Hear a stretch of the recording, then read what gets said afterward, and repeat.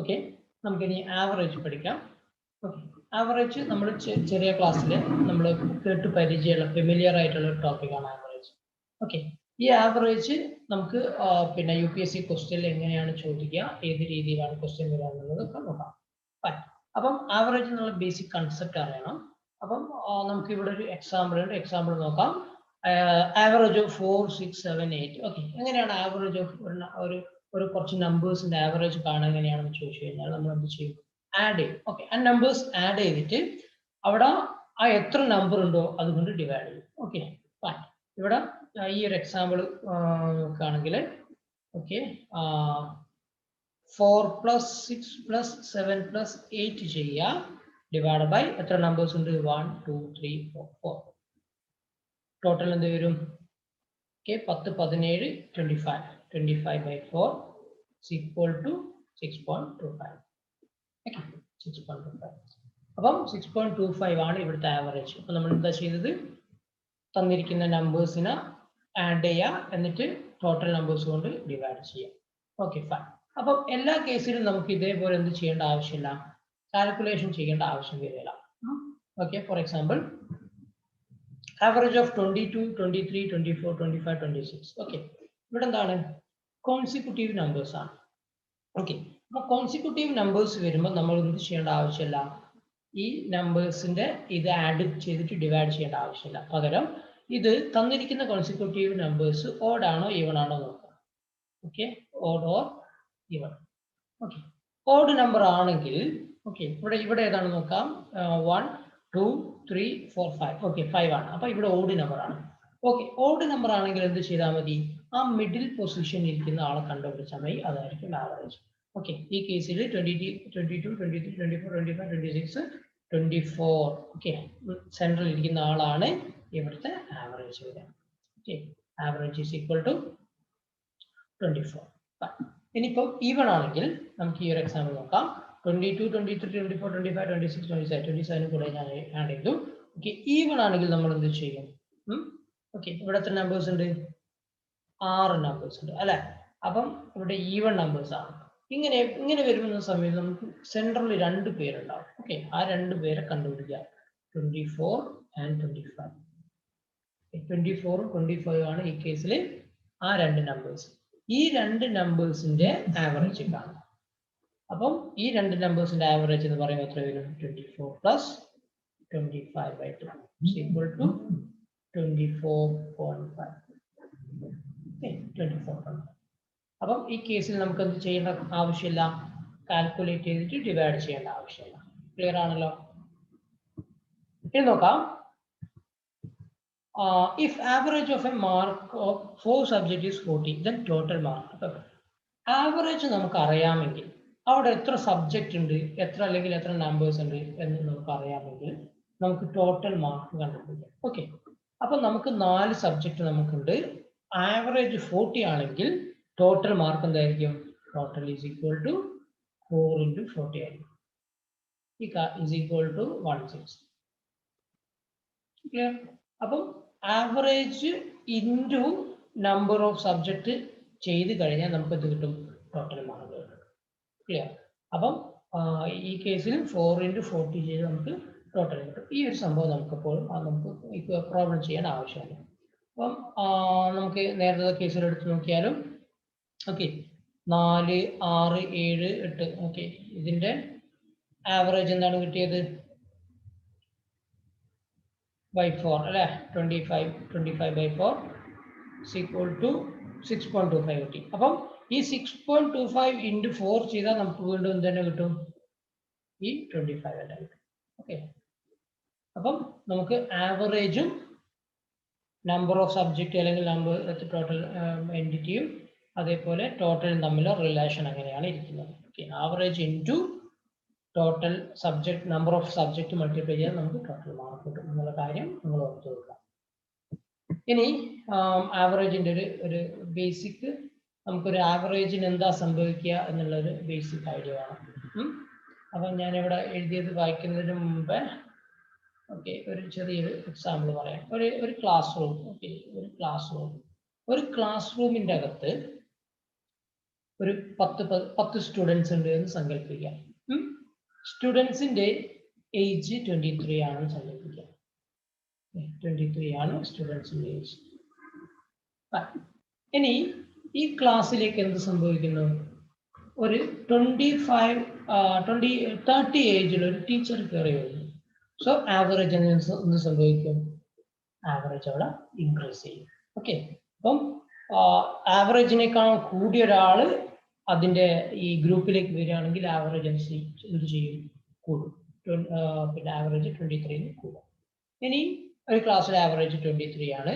അപ്പം 20 ഏജിലൊരു സ്റ്റുഡന്റ് കയറി വന്നു എന്ന് സങ്കല്പിക്കാം. അപ്പം ടോട്ടൽ ആവറേജിൽ എന്ത് സംഭവിക്കും? ആവറേജ് കുറയും. ഓക്കെ, അപ്പം ആവറേജിലും കുറഞ്ഞ ഒരാൾ ഗ്രൂപ്പിലേക്ക് വന്നു കഴിഞ്ഞാൽ ആവറേജിൽ എന്ത് സംഭവിക്കും? ആവറേജ് കുറയും. ഇനി നെക്സ്റ്റ്, ക്ലാസ്സിൽ 10 പേരുണ്ട്, 23 ആവറേജ്. അപ്പം ഏജ് കൂടിയ, അതായത് 30 വയസ്സുള്ള ഒരു ടീച്ചർ പുറത്തോട്ട് പോയി എന്ന് സങ്കല്പിക്കാം. ഓക്കെ, അപ്പം ഈ 30 വയസ്സുള്ള ടീച്ചർ പുറത്തോട്ട് പോയി കഴിഞ്ഞാൽ ആവറേജിന് എന്ത് സംഭവിക്കും? നേരത്തെ എന്താണ് സംഭവിച്ചത്? അതിന്റെ ഓപ്പോസിറ്റ് സംഭവിക്കും, ആവറേജ് കുറയും. സിമിലർലി ഏജ് കുറഞ്ഞ ഒരു 20 ഏജുള്ള ഒരു സ്റ്റുഡന്റ് ക്ലാസ്സിൽ പുറത്തോട്ട് പോയി എന്ന് സങ്കല്പിക്കുക. അങ്ങനെയാണെങ്കിൽ എന്ത് ചെയ്യും? ആവറേജ് പോകും. ഓക്കെ, ആ ഒരു ബേസിക് ആയിട്ട് നമ്മൾ മനസ്സിൽ കാണണം. Average age of A class, average age of a class sum of an age of all student. Okay, അത് നമ്മൾ നേരത്തെ ഡിസ്കസ് ചെയ്ത കാര്യമാണ്. If a student with age higher than the average added to the class, the average increases. If a student with age higher than the average leave from the class, average decreases. If students with age lower than the average class average decreases. Okay, if a student age lower than average leave from the class, then average increases. ഇങ്ങനെയാണ് ആവറേജിന് മാറ്റം വരുന്നത്. ഇനി നമുക്ക് ഇത് വെച്ചൊരു problem നോക്കാം. There are 45 staff in an office. Average is 30 years. 3 persons with age 32, 34, 36 enters the class. What is average now? Okay, അപ്പം ക്ലാസിന്റെ ആവറേജ് 30 ആണ്. ഓക്കെ, ക്ലാസിന്റെ ആവറേജ് 30 ആണ്. അപ്പം 32, 34, 36 വയസ്സിൽ ഏജ് കൂടിയ ആൾക്കാർ ക്ലാസ്സിലോട്ട് കയറി വന്നാൽ എന്ത് സംഭവിക്കും? സ്വാഭാവികമായിട്ടും ആവറേജ് കൂടും. ഓക്കെ, അപ്പം ആവറേജ് ഇൻക്രീസ് ചെയ്യും. ആ കാര്യമൊക്കെയാണല്ലോ, ഇൻക്രീസ് ചെയ്യും. ഇനി എത്ര ഇൻക്രീസ് ചെയ്യും എന്ന് ചോദിച്ചു കഴിഞ്ഞാൽ ഈ വരുന്ന ആൾക്കാരുടെ എണ്ണം നോക്കാം. അപ്പൊ ഓക്കെ, ഏജ് നോക്കാം. 32 ആണ്. ക്ലാസ് ആവറേജ് 30 ആണ്. അപ്പം 2 ഏജ് കൂടുതലാണ് ആർക്ക്? ഒന്നാമത്തെ ആൾക്ക്. രണ്ടാമത്തെ ആൾക്കോ ഒരു 4 ഏജ് ആവറേജിനേക്കാളും കൂടുതലാണ്. മൂന്നാമത്തെ ആൾക്ക് 6 ഏജ് ആവറേജിനേക്കാണ് കൂടുതലാണ്. അപ്പം എത്ര എക്സ്ട്രാ ഏജ് വന്ന് കയറി ക്ലാസ്സിലേക്ക്? 12 ഏജ് ആഡ് ചെയ്തു. ഈ 12 എണ്ണം ആർക്കെല്ലാം വീതിച്ചു പോകും? എല്ലാവർക്കും ഈക്വലി ഡിവൈഡ് ചെയ്ത് പോകും. ഓക്കെ, അപ്പം അങ്ങനെയാണെങ്കിൽ ടോട്ടൽ എത്ര പേരുണ്ട്? 45 നേരത്തെ ഉണ്ടായിരുന്നു, ഇപ്പൊ എത്ര വന്നു? 3 വന്നു അല്ലെ? അപ്പം 48 പേർക്കും കൂടെ ഏത് കൊടുക്കുകയാണ്? ഈ 12 ഡിവൈഡ് ചെയ്ത് കൊടുക്കുകയാണ്. ഓക്കെ, 12 ആർക്കൊക്കെ? 48 പേർക്കും കൂടെ ഡിവൈഡ് ചെയ്ത് കൊടുത്താൽ ഒരാൾക്ക് എത്ര കിട്ടും നോക്കാം. ഓക്കെ,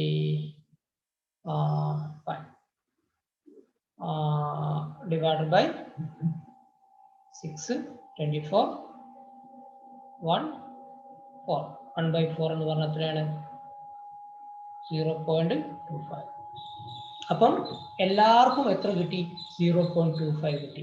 അപ്പം എല്ലാവർക്കും 0.25 കിട്ടിയെങ്കിൽ ആവറേജിന് എന്ത് സംഭവിക്കും? ആവറേജ് 30 നിന്നും ഏതിലേക്ക് വരും? 30.25ലേക്ക് വരും. അപ്പം ന്യൂ ആവറേജ് എന്തായിരിക്കും?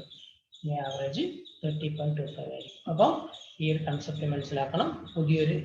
പുതിയൊരാൾ കയറി വന്നു കഴിഞ്ഞാൽ ആ ആളുടെ എക്സ്ട്രാ എത്ര ആഡ് ചെയ്യുന്നുണ്ടോ അത് എല്ലാവർക്കും വീതിച്ചു കൊടുക്കും, ഇൻക്ലൂഡിങ് പുതിയ വന്ന ആൾക്കാർക്ക് കൂടെ. ഓക്കെ, അപ്പം അങ്ങനെയാണ് നമ്മൾ സംഭവിക്കുന്നത്, ആവറേജ് ഇൻക്രീസ് ചെയ്യുന്നത്. ക്ലിയർ ആണല്ലോ? അപ്പം ഇനി നമുക്ക് നെക്സ്റ്റ് പ്രോബ്ലം നോക്കാം. ഓക്കെ, ഒരു കൺസെപ്റ്റ് ആണ് വെയ്റ്റഡ് ആവറേജ്.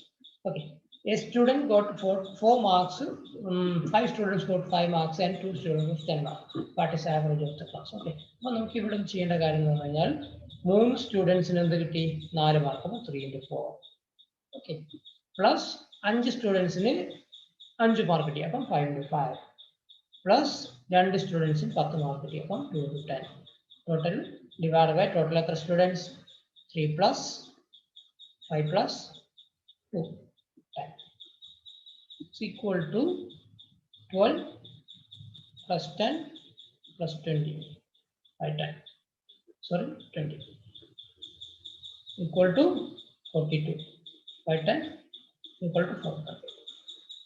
ആവറേജ് എന്താണ് ഇവിടെ 4.2 ആണ്. അപ്പം ഈ ഒരു ഇങ്ങനെ എഴുതുന്നതിനാണ് നമ്മൾ വെയിറ്റഡ് ആവറേജ് എന്ന് പറയുന്നത്. കൺസെപ്റ്റ് മനസ്സിലാക്കിയാൽ മതി, ഇക്വേഷൻ പഠിക്കണ്ട. ഓക്കെ, അപ്പം 3 സ്റ്റുഡൻസിന് 4 മാർക്സ് എന്ന് പറയുമ്പോൾ 3 into 4 ചെയ്യാം, 5 into 5 ചെയ്യാം, 2 into 10 ചെയ്യാം, total numbers number of students കൊണ്ട് ഡിവൈഡ് ചെയ്യാം, നമുക്ക് ആവറേജ് കിട്ടും. ഓക്കെ, നമുക്ക് ക്വസ്റ്റ്യൻ നോക്കാം. 2019 ചോദിച്ച ക്വസ്റ്റ്യൻ ആണ്. The average mark of 100 students are given to be 4.0. It was found later that mark of a student were 53, which were misread as 83. The corrected mean mark are. Okay, അപ്പോൾ ഒരു 100 students ഉള്ള ഒരു ക്ലാസ്സിലെ average എത്രയാണ് 40 ആണ്. അപ്പം കുറച്ച് കഴിഞ്ഞപ്പോൾ എന്ത് മനസ്സിലായി, ഒരു സ്റ്റുഡൻറ്റിന് 53 മാർക്ക് എന്നുള്ളത് നേരെ തിരിച്ച് 83 ആയിപ്പോയി. 83 മിസ്റീഡ് ചെയ്തു. സോ നമുക്ക് എന്ത് ചെയ്യണം, ഇത് കറക്റ്റ് ചെയ്യണം, ഈ എറർ കറക്റ്റ് ചെയ്യണം. കറക്റ്റ് ചെയ്യുമ്പോൾ ആവറേജ് എന്ത് സംഭവിക്കുന്ന ചോദിക്കുന്നത്. സോ നമുക്ക് ഇവിടെ കിട്ടേണ്ട ഒരു ഐഡിയ എന്ന് പറയുന്നത്, അപ്പം 83 പോവും അല്ലെ, വലിയൊരു ആവറേജ് പോവും, ഇനി ചെറിയൊരു ആൾ കയറി വരും. സോ സ്വാഭാവികമായിട്ട് എന്ത് സംഭവിക്കും, ആവറേജ് കുറയും. അപ്പം സിയും ഡിയും നമുക്ക് ഒഴിവാക്കാം, കാരണം ആവറേജ് കുറയും. കാരണം എന്താണ്, വലിയൊരു ആൾ പുറത്ത് പോകുമ്പോൾ തീർച്ചയായിട്ടും ആവറേജ് എന്ത് സംഭവിക്കും, ആവറേജ് കുറയും. ഇനിയിപ്പോൾ 39 ആണോ 39.7 ആണോ എന്നുള്ളത് കൺഫേം ചെയ്യണം. സോ നമുക്ക് ഇവിടെ എന്ത് ചെയ്യാം, 40 ആണ് ആവറേജ്, 100 സ്റ്റുഡൻസ് ഉണ്ട്. അപ്പം ടോട്ടൽ മാർക്ക് അവിടെ എത്രയാണ്, ടോട്ടൽ കാണാൻ നമ്മൾ നേരത്തെ പഠിച്ചു അല്ലെ, എത്രയാണ് 4000 മാർക്ക് ഉണ്ട്. ഓക്കെ, ഇതിൻ്റെ അകത്തുനിന്ന് ആര് പോകും, 83 പോകും, ബാക്കി എത്ര വരും 7 3 10 9 1 9 39. ഓക്കെ, 3917 വരും. ഓക്കെ, ഇനി എന്താണ് ചെയ്യുന്നത്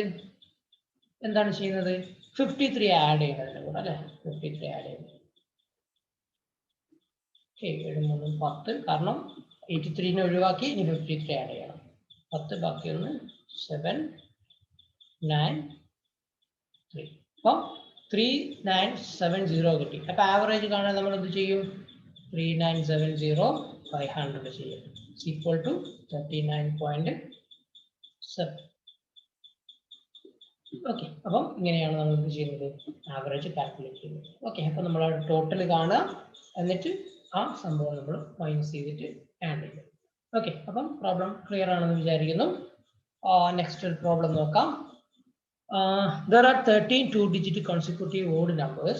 If 39 is the mean of the first 5, then what is the mean of all the 13 numbers? അപ്പം കോൺസിക്യൂട്ടീവ് നമ്പേഴ്സ് നമ്മൾ നേരത്തെ കണ്ടിരുന്നു അല്ലെ. കോൺസിക്യൂട്ടീവ് നമ്പേഴ്സ് വരുമ്പോൾ നമുക്ക് ആവറേജ് കാൽക്കുലേറ്റ് ചെയ്യേണ്ട, മിഡിൽ പൊസിഷനിൽ ഇരിക്കുന്ന ആളെ കണ്ടാൽ മതി എന്ന് നമ്മൾ പറഞ്ഞു. ഓഡ് ആണെങ്കിൽ, ഈവൻ ആണെങ്കിൽ മിഡിൽ പൊസിഷനിൽ 2 ആളുണ്ടാവും, അതിന്റെ ആവറേജ് കണ്ടാൽ മതി. അപ്പം നമുക്ക് ഈ ഒരു പ്രോബ്ലം നോക്കാം. 13 two-digit consecutive odd numbers. Okay, if 39 is the mean of first 5, അപ്പം 39 എന്താണ്, ആദ്യത്തെ 5ന്റെ മീൻ ആണ്. അതിന്റെ മീനിങ് എന്താണ്, 39 എന്ന് പറഞ്ഞാൽ ഈ 5ന്റെ മിഡിൽ പൊസിഷനിൽ ഇരിക്കുന്ന ആളാണ്. സോ അതിന്റെ പുറകിൽ ആരും 2 പേരുണ്ട്, അതാരൊക്കെയാണ്, 37ഉം 35. ഓക്കെ, റൈറ്റ് സൈഡും 2 പേരുണ്ട്, ആരൊക്കെയാണത്, 41ഉം 43ഉം. ഓക്കെ, ഇതിപ്പോ 5 പേരായി. ടോട്ടൽ എത്ര പേരുണ്ട് പറഞ്ഞത്, 13 പേരുണ്ട്. അപ്പൊ ഞാൻ ഇവിടെ താഴെ എഴുതാം. ഓക്കെ, 35 37 39 നമ്മൾ എഴുതി. ഓക്കെ, 41 43 45 47 49 51 53 55 47. Okay, another 1, 2, 3, 4, 5, 6, 7, 8, 9, 10, 11, 12, 15. ഓക്കെ, ഇനി ആരായിരിക്കും അതിന്റെ സെന്ററിൽ ഇരിക്കുന്ന ആളെന്ന് കണ്ടുപിടിച്ചാൽ മതി. ആരായിരിക്കും? 13 നമ്പർ ഉണ്ടെങ്കിൽ 7ാമത്തെ ആളായിരിക്കും സെന്ററിൽ ഇരിക്കുന്നത് നമ്പർ അല്ലെ. 1, 2, 3, 4, 5, 6, 7. കറക്റ്റ് അല്ലേ? 3 നമ്പർ കൂടെ 3 നമ്പർ.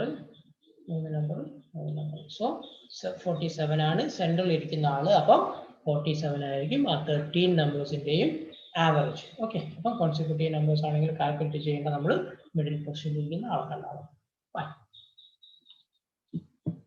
ഓക്കെ, അടുത്ത പ്രോബ്ലം നോക്കാം. Suppose the average weight of A 9 person is 50 kg. Okay, average weight of the first 5 person is 45 kg. Whereas the average weight of the last 5 person is 55. Then the weight of 5th person will be okay. Okay, different question ആണ്. ചുമ്മാ ശ്രദ്ധിക്കേണ്ട കാര്യം 9 പേഴ്സണേ ഉള്ളൂ. ഇവിടെ 5 person പറയുന്നുണ്ട്, രണ്ടാമത്തെ കേസിൽ 5 person പറയുന്നുണ്ട്. അപ്പൊ ടോട്ടൽ എത്രയായി? 10 ആളായി. സോ അവിടെ ഒരാളെ എക്സ്ട്രാ കൗണ്ട് ചെയ്തിരിക്കുന്നുണ്ട്. ഓക്കെ, അത് ആരാണെന്ന് നോക്കാം നമുക്ക്.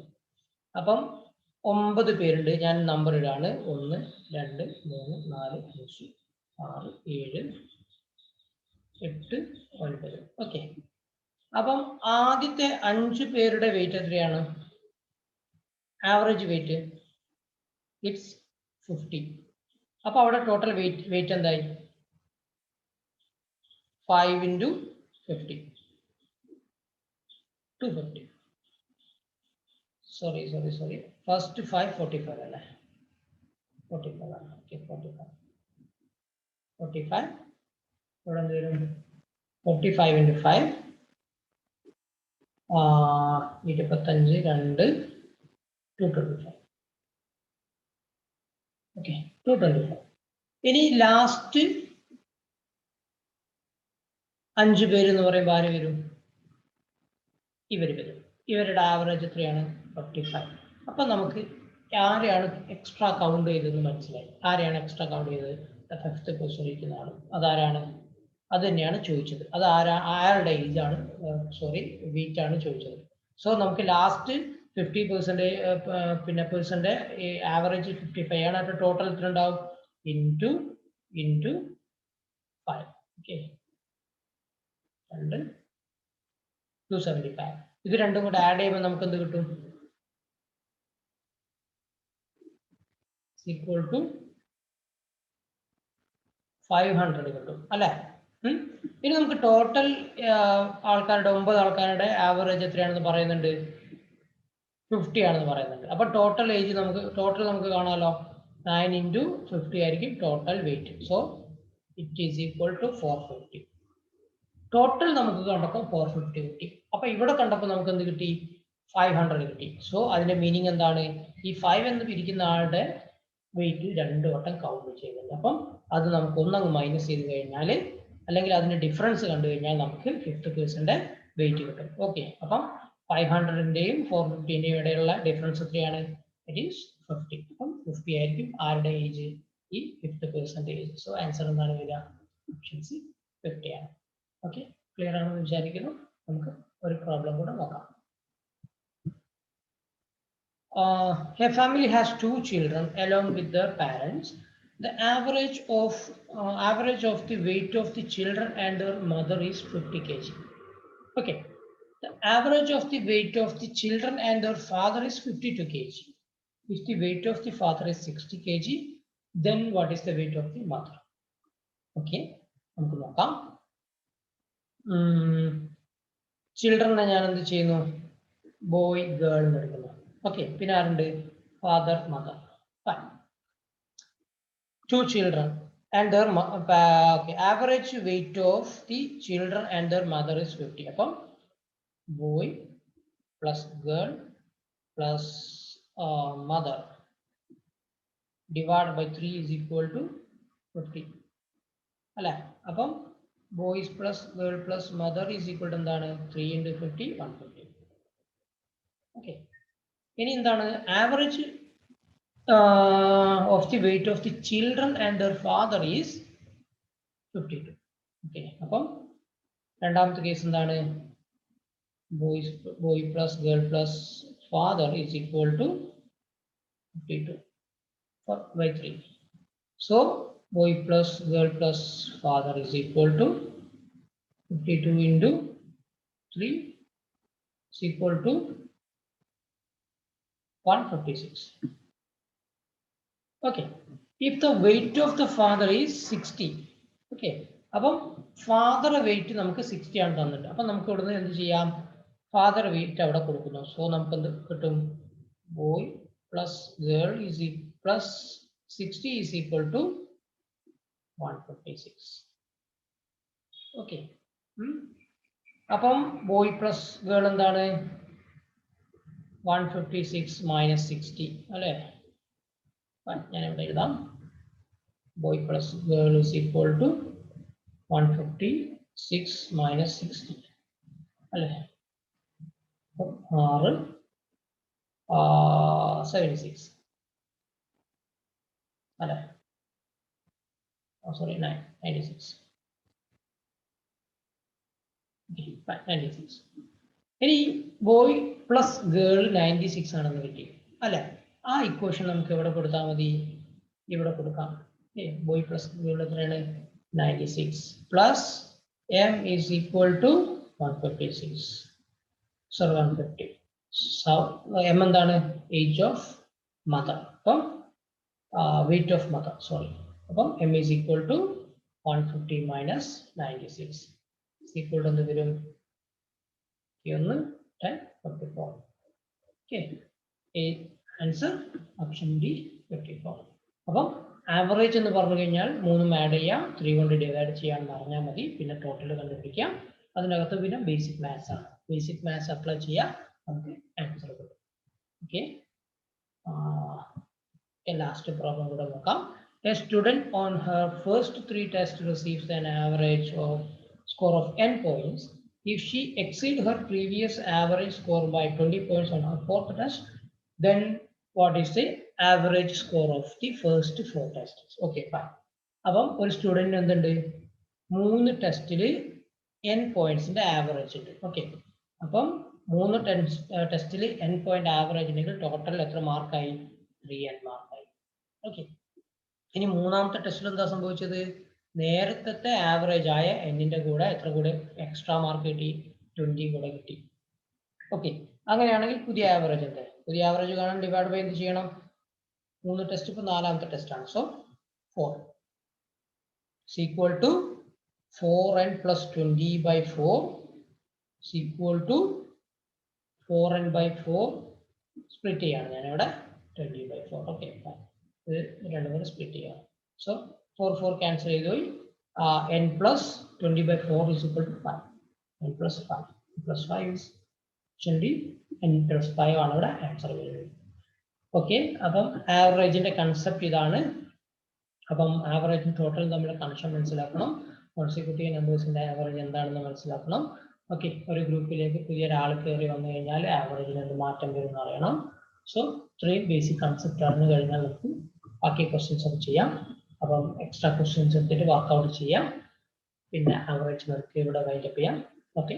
Thank you.